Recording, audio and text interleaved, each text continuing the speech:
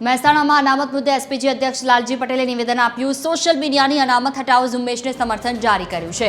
જ્ઞાતિને બદલે આર્થિક સ્થિતિના આધારે અનામત મળે તેવી તેમના દ્વારા માંગ કરવામાં આવી। દરેક સમાજના ગરીબ જરૂરિયાતમંદ પરિવારને અનામતનો લાભ મળવો જરૂરી છે। શ્રીમંત લોકો અનામતનો ખોટો લાભ લઈ રહ્યા હોવાનો પણ લાલજી પટેલે આરોપ લગાવ્યો। સરકાર જનતાના પ્રશ્નો પર ઝડપી નિર્ણય કરે અને યુવા વર્ગનો આક્રોશ યોગ્ય છે તેવી વાત પણ તેમણે કરી।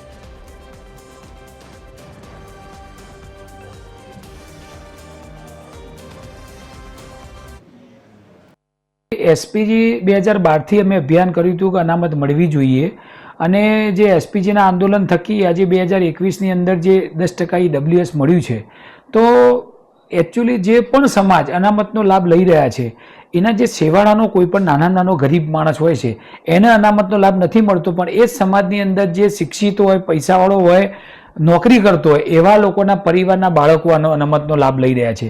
તો અમારું એસપીજીનું તો સ્પષ્ટ એ વખતે હું કહેતો હતો, અત્યારે પણ કહું છું કે તમે ખરેખર એવી પ્રથા, એવો કાયદો લાવો કે જ્ઞાતિ ના જોવો, જેને પણ કોઈ પણ જ્ઞાતિની અંદર ગરીબ પરિવાર હોય, ગરીબ પરિવારને આનો લાભ મળવો જોઈએ।